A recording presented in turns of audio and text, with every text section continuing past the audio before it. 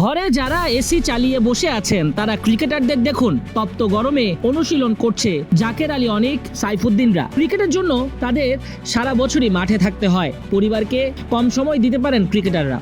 তাই তো মাঠে যাতে একঘেয়েমি না আসে সেজন্য স্পিকারে গান ছেড়ে অনুশীলনে জাকের আলী অনিকরা। ভালোই একটা উত্তেজনা গেল ভারত পাকিস্তান ইস্যুতে। এখন আস্তে আস্তে সব ঠান্ডা হয়ে যাচ্ছে, ক্রিকেট মাঠ আবারও পরিপূর্ণতা পাবে ব্যাটে বলে। বাংলাদেশেরও সিরিজ নিয়ে শঙ্কা দূর হবে।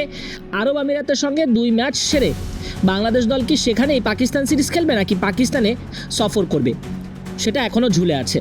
তবে আর যাই হোক, খেলা তো চলবে তার আপন গতিতে। ক্রিকেটারদের প্রস্তুত থাকতে হবে।